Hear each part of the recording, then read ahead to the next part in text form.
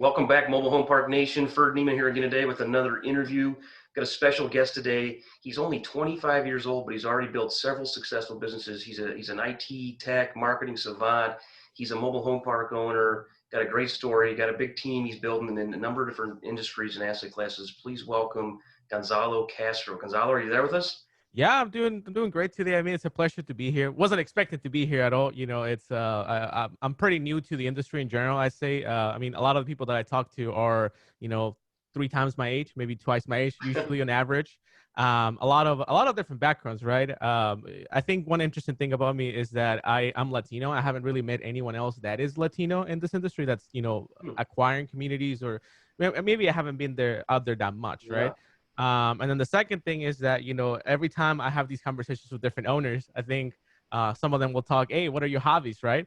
And the first thing I say is like, well, I like motorcycles and I like video games. And then these guys will go, oh, I like golf. I like golf and shooting trap and drinking scotch at the pool hall. Yeah.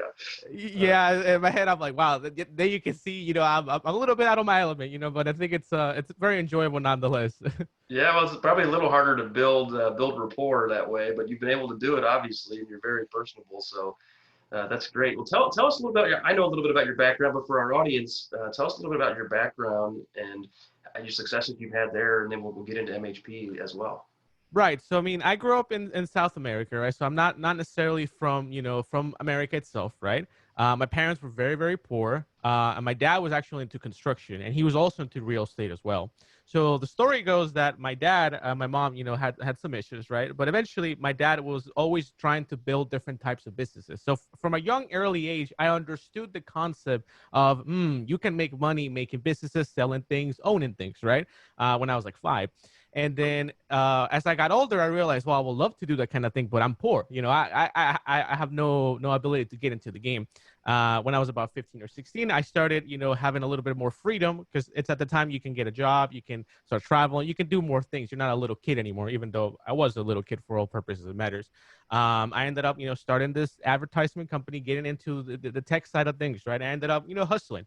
I was sending emails to people every day. I was talking to people. And the first thing I did is that I said, well, it's a liability that I can only speak Spanish, so I should learn English, because if I am able to speak a different language, then I can, open my, my world. And I did that. So I picked up a dictionary, took some classes, and pretty much self-taught myself English. Not until Then, you were 15 or 16. well, I started self-teaching myself when I was like, I don't know, maybe like 6 or 7, right? Okay. With the help of my mother. So I mean, it took like a period of like 10 years to learn it properly, right? Wow. They didn't take a couple classes in high school to learn it, right? Yeah, no Um, kidding. and then when I got like a handle of what I wanted to do in life, I decided, well, it will be best for me to move to America. So I think the highlight of my career was that my business was doing so well that I managed to fund my own permanent residence in the United States with my business. So that's like the highlight of my career so far, because in a way the U.S. government said, we like what you do, you bring value to our economy, we want you to live here. And Wow. after I came here, I said, well, give it a couple of years and all that, and got used to the system, right? Because the first thing that freaked me out about America was that every state is essentially like your own little country, right? Right. What works in Florida doesn't work in Georgia, what doesn't work in New York, right? And then after settled myself here, I said, what's the next step? And I said, well, I would love to get into real estate. So, I started doing the single families, doing multifamilies, whatever. And I realized, man, it's really hard to scale with these things. It's, if I feel like I'm able to do a deal, wait 6 months, wait a year. It just takes a long time. The system doesn't work for the investor, works for the residential people rather. I said, so I need economies of scale, right? So I said, let's look into apartments. And then I said, man, apartments, I feel like I'm 3 decades late, 2 decades late. What's another asset that I can look at? And I was looking at assisted living, and I was looking at, trailer parks at the time as I knew them, right? Don't And say those then, words. right, yeah, yeah. No, I learned eventually that trailer parks was not something that you're supposed Yeah. to say, but Kristen, edit that out. but every time I talk to someone that's not within the industry, right, I say trailer park because they get it immediately what I'm talking about, right? Unfortunately, right. I discounted assisted living because I said it has too much scrutiny. It requires too much management. You're building a job rather than you building passive income. Rather, it's just what I heard from most operators. And then I said, Well, yeah, man, I think it's more like a hospitality where it's like it's not just a real estate play. You're in the service business. yes. You're in service and there's a real estate component. And I think I agree. I think it's just a little more difficult to get up to speed, and you're going to have more personnel and skilled Mm-hmm. personnel and all that. So I'm biased, but I think you made the prudent decision to transition into MHP instead. Yeah, I mean that was the micro decision that I made. So I started looking into mobile home parks, and first thing I stumbled upon was that there's a bunch of people offering different courses and offering different things, and I said, well, before I take any on course, I should study the business myself. So because I live in Florida, there's a million mobile home parks around me. I mean, there's two of them a block away from my house. You go drive 5 minutes away, there's like 20 of them. They keep popping out of the corners of the streets. It's very interesting. I feel like once you notice a mobile home park in existence, you start noticing all of them around you. Oh, yes, absolutely. Yeah, and it's really strange because I'll be driving with my girlfriend and I'll tell her, oh my God, that's a mobile home park. And she gets sick of it. She's like, oh my God, goodness gracious, please. I don't care about the mobile home parks. I tell her, oh, there's another one right there. It's funny how that works. I just hired a couple new guys, and I told them that's going to happen. So you're going to notice. I mean, growing up, I grew up in Quincy, Illinois, and I was like, there's probably 3 or 4 mobile home parks in the town, and town's like 45,000 people. And then once I started looking at the space here, 2000, 2011, 2012, it was like, oh my gosh, there's like 10, there's like 12, and they're hidden pockets, like places and I've been here for 18 years, never noticed them. And it's like that all the time now. And especially cool, what's cool, I think, is when you're on Google Maps or Google Earth, the layout is pretty obvious. So you're scanning, okay, this park is in, I don't know, Smithville, Missouri. Okay, well then there it is. Boom, you see it and you can gravitate towards it. It's so much easier to recognize them once it's on your brain. But I totally get it. That's cool though. Yeah, and as soon as I started noticing more of these parks around, I said, "Man, I should really just get into this business. Maybe I can buy something here in Florida." Little did I know back then. And as I started getting into it more, I started doing research, and I fell in love with the business because I found it to be interesting. Right? I'm the kind of guy that I like to make money, but I like to have fun as well. I like to do something that keeps me entertained, keeps me in a way. The way I like to put it is that you constantly solve a puzzle, and the puzzle keeps changing constantly, and that keeps you entertained. Because for me, once you solve a puzzle or you solve a business, right? In a way, I guess it gets boring, right? And for me, I don't need $1 billion to succeed in life, right? You have a much lower threshold, so to kind of get by in a way. So for me, it was always like I want to do something that gives me financial freedom, but at the same time, I want to have fun, building up to it or doing the grind, right?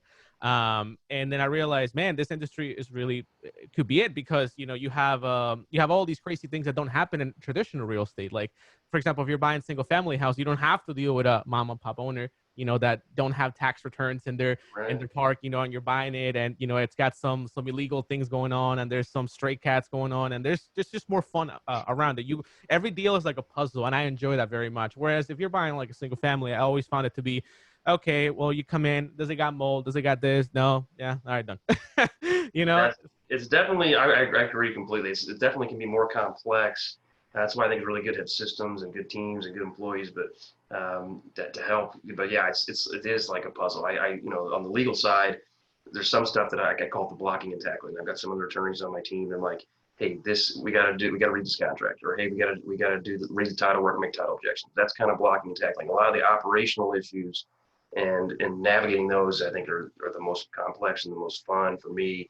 And I think of running a mobile home park is like running your own city. So that's why it's so much different. It's so much different than duplexes or something like that. And I've had single family, I've had duplexes, I've got apartments, but MHP, I've been able to be more successful financially, but also it is more intellectually stimulating because you're doing things like you're the police. I have I have a 15-page rules and regs that are an addendum to my lease. That's way more rules than the city has pertaining to MHP. And then you've got things like water, sewer provider, bill back. You're providing, taking care of trash. You're watching up the community. We've got rules on dogs. We've got community amenities like dog parks and playgrounds. I mean, we paint houses and put together people's houses to create a better ambiance neighborhood. And obviously in some MHP, you got gated communities and all that. I don't have any of those, but where you really are running a very tight ship. But no, I'm with you, man. It can be stressful at times, but it's definitely more fun, I guess, than then, I have a lot more fun practicing MHP law, for myself, for my clients than I did practicing real estate law on projects in the hundreds of millions of dollars. It was just like, it felt like I was only working on a narrow scope. Like, here, get the tax incentive, boom, or get the contract executed, boom. It's like, now it's like, there's so much more ability to be a member of the team, kind of a consultant. And that's fun. So I'm totally with you, man. And that's why I think being engaged with your work is important, because it's hard to succeed if you're not engaged in what you're doing. It's very hard to convince someone that hates their job to succeed, to go beyond their limits, right? And for me, I've always been about that. I've always been about breaking out of comfort zone, doing things that I may not be comfortable with. I mean, literally what I did is that I moved from a third world country, and then I moved to Pennsylvania, right, here in the U.S. Then I said, I don't like Pennsylvania. It's a little, I don't know. Pennsylvania's a little, not to discount it, right? But, man, the snow is a little hard, because back where I live, there's no snow. So Correct. I could not understand that, from, I don't know, September, August, November, after that for like 6 month season, you're just buried in snow. So I said, let's go to California. And I went to California. I went to live there. And I said, man, here is great, but my goodness gracious, the taxes are ridiculous. Never mind. What's somewhere in the middle that we can go? And I went quite in the middle. I moved to Indiana. And I said, okay, this is kind of, we're a little bit in the middle. We're not too much in the snow. We're not too much, California. But man, it's a little boring here. So I said, okay, how about we go somewhere else? So I said, Florida. Florida, you got the heat. There's no snow. You have, a little bit more friendly tax rules. And then, there's more fun things to do. And I ended up really enjoying Florida. So I've been here for the past couple of years. And, it's the same example, as you said, being engaged with what you do is also being engaged with where you live. I felt like once I took the move to Florida, I was able to power all my different businesses because I was in a better mental state, and I was able to put more work into what I was doing. And it allowed me to focus into more important things. So, I mean, I'm with you on that aspect. And I also really enjoy the fact that it's an ever evolving puzzle, and you can tackle in so many different ways. I mean, you have, for example, lifestyle mobile home parks, for example, the ones that, Zamzel and all these other big guys own, which are, the not necessarily family owned properties or family mandated properties, but more so properties that focus on giving people a different slice of life, almost retirement communities, if you will. Right. But I'm more into the communities of like, blue collar communities where people, work, and I can provide a safe environment for that. And I think it's very meaningful work as well. I mean, I think it makes you feel like you're contributing something, right? Because my traditional business, doesn't really help anyone, right? Like, it doesn't provide anything to the world per se, right? I mean, I just advertise products. I just, I do the dirty, essentially, things that you wouldn't even notice while you're just going on Google, right? That's kind of just my bread and butter. But when you change the lifestyle of people and you improve their living conditions, and then that, I guess, helps you sleep a little better at night. It's a little plus. No, certainly, man. I mean, providing affordable housing, and I've told this story before, but we have people who, when they walk into one of our homes and they see it, and they're like, they start crying. They're like, you mean I can afford this? This is how much? I get approved for this? Like, yeah. They're like, I take it for granted sometimes, like that, and you wouldn't as much, obviously, because you came from a third world country, just, you know how blessed you are and all the success that you've had. Some people that your success is, they believe is out of reach. But it's not. And you give them this little slice of the American dream. They can own a home. Yeah. I like the 1680, 1,216 square feet, brand new. I can get somebody all in there for $850 a month. They're like, I'm paying $1,000 at a crappy apartment. I'm like, how'd you like to own this thing? And I've had women come cry and give me hugs, and I've had, all that kind of stuff. And you can see it's real. So it definitely is. Obviously, there's a financial component for me, right? So I kind of say, a couple of our company goals and priorities are, provide, reasonable, high quality, affordable housing, but then provide reasonable, high quality investment returns for our investors. Yeah. In that order, so we provide the housing and we provide a high quality return that's, risk adjusted and work adjusted and all that. But and same thing, we provide employment for our teams. I know, and I've had as many as 75 employees at a time. I have less than that now, but no, I'm probably not counting all the vendors and subs and stuff like that. But I know you've got a number of different businesses and different employees and vendors and contracts. What can you share with us as far as management tips and kind of finding and identifying key talent to help your businesses? Because you wear a lot of hats. I know you can't do that alone. Yeah. So what kind of advice can you give us on the recruitment management side? I think the first thing that you have to know when recruiting is that you have to know what you need and what you may need. Okay, you need to be ahead of the recruiting curve. Because there's gonna point in time where your business does well. So you start here on this side of the spectrum. Imagine all the way on the far right, and then as you get better, as you improve your business, you make more money. As it grows, as it becomes, has more responsibilities, you start to realize, wait a minute, I should have an assistant. Wait a minute, maybe I should have someone do my books. Maybe I'm wasting too much time on Excel. And then as you realize these things, you start hiring more people. Then eventually there comes a point in time as you get used to this curve, you realize, wait a minute, I'm in the moment of going through another curve. I should hire someone to help me with this next stage in the business, right? And I think the most important part, number one, is to realize what part of the curve you are. Don't hire too early, but don't hire too late. There's a sweet spot here where you want to be. And then the second point is, I think the screening process is by far the most important thing.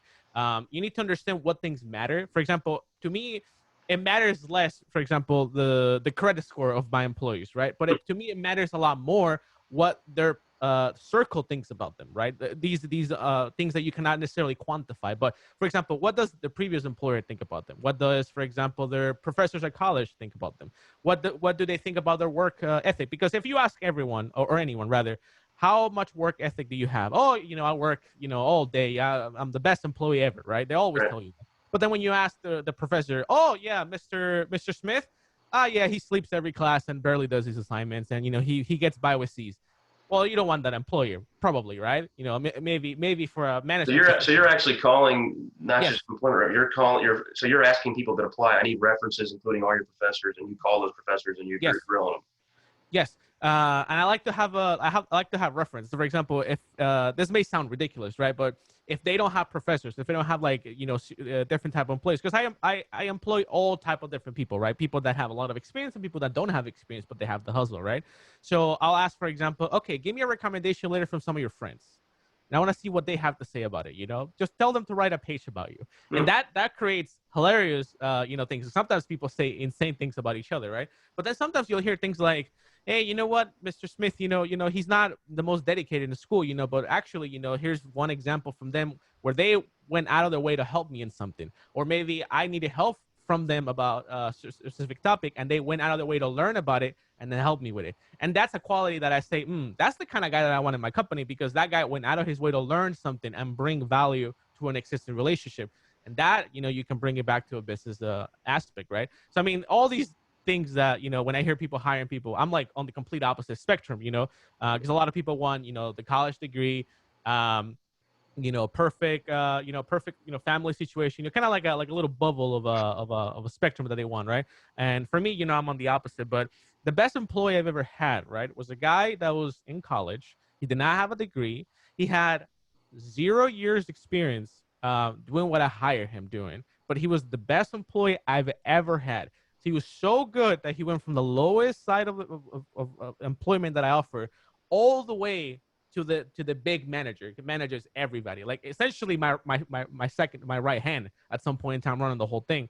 And how did that happen? Because the guy I hire him, within 3 months, I realized, wait a minute, this guy within 3 months is managing everyone around him. He knows, he learned everything. He's paying attention. He's asking questions.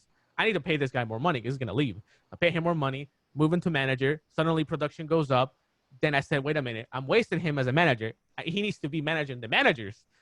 And then, the cycle goes up and up. And within 3 years, the guy went from making, $10 an hour, he was making $45 an hour. So, I mean, incredible change within 3 years. And Wow. now the guy was so good that he got poached from another company because another guy came in and said, well, your guy is so good. So they had to poach him. Oh man.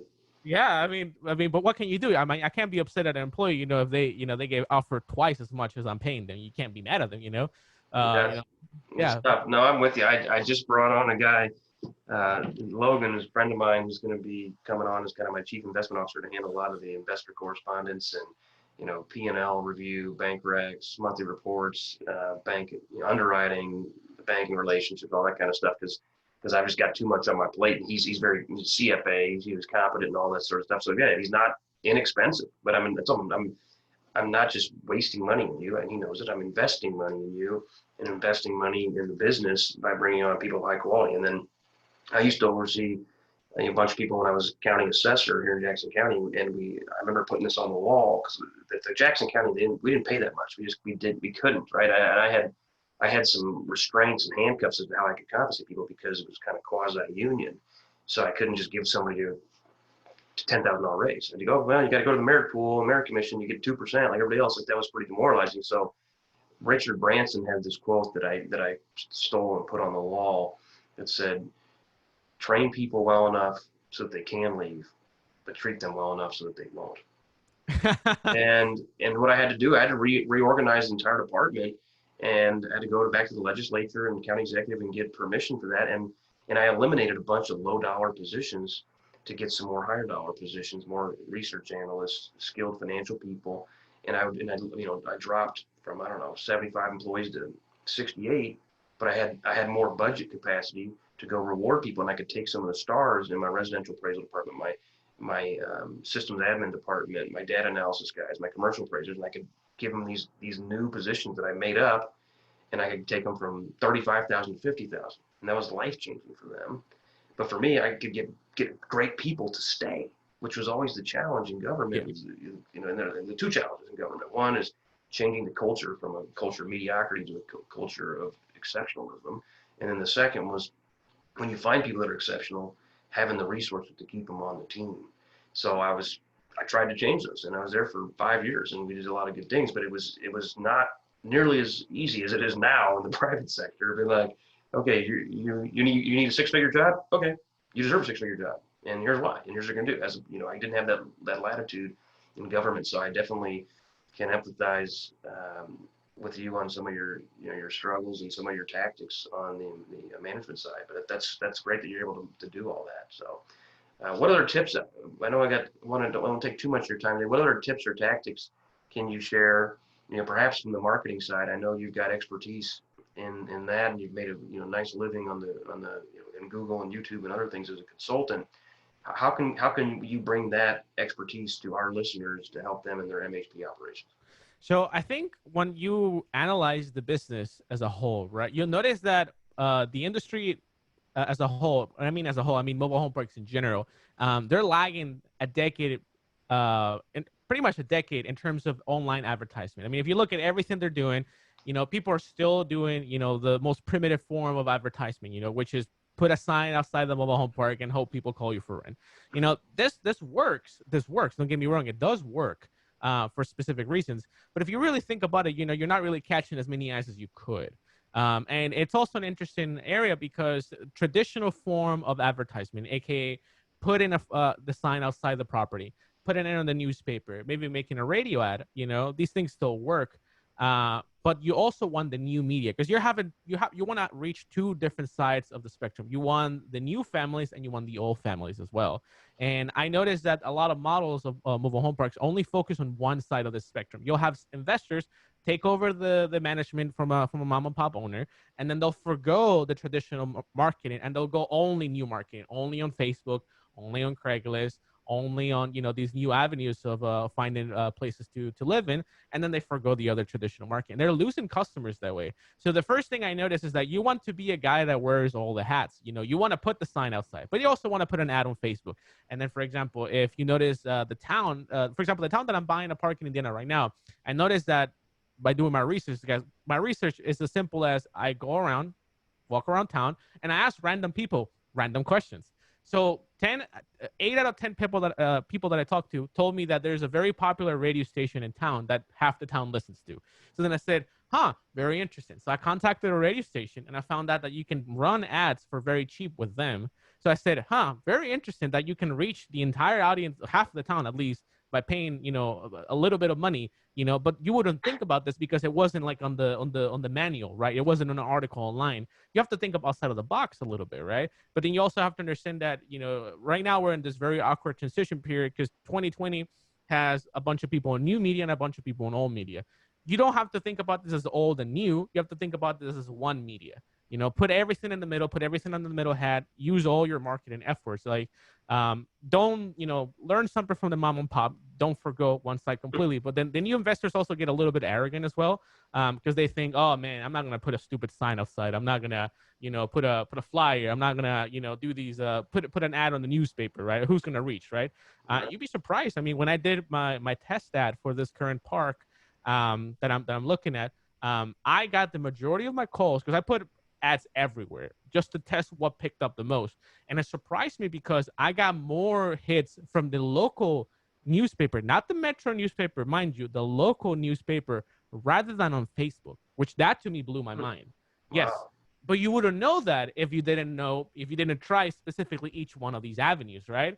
Right. So the point being is that every town is different. You have to come into the town. This is why I recommend that when people invest somewhere, you actually go there. Don't just look at it from Google Maps. Don't just look at it from the internet and assume you can invest there. Yeah, everything looks good on paper, but just still go there to get an idea of what everything looks like. For example, when I visited that town, I could tell, kind of the vibe of the town, talk to the people. I can kind of see what wavelength everyone is at. So when I do my marketing or I do my advertisement in that town, I can say, this is what should work. This is what, it's tailored towards them. It's not like a one solution that fits all, rather. So, I mean, that's something that I found success in. And it's something that I always tell people when they tell me, oh, I can't sell a home, or oh, I can't get someone to, interested in renting, or I can't get good tenants or things like that. You have to look at what strategy you're using and if that, also attracts the type of tenant that you want.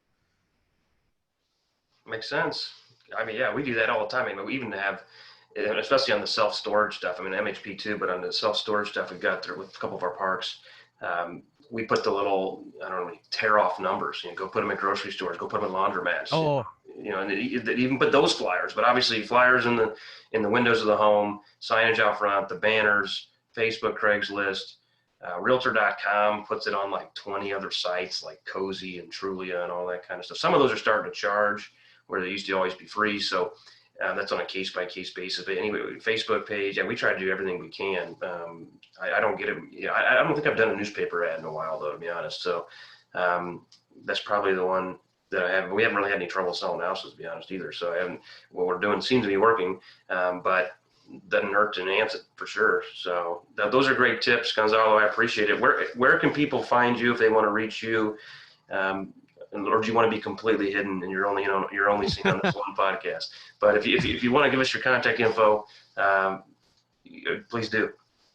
yeah. Okay. So, I mean, you can find me. I think the best way to reach me out, I mean, if you either want to work out a deal, you want to talk to me about something, you need help with something. I mean, I'm the kind of guy that like to interact with anyone in this industry, right? Whether or not we can do business about something or whether or not we can learn something from each other. Maybe I can teach you something. Maybe you can teach me something, right?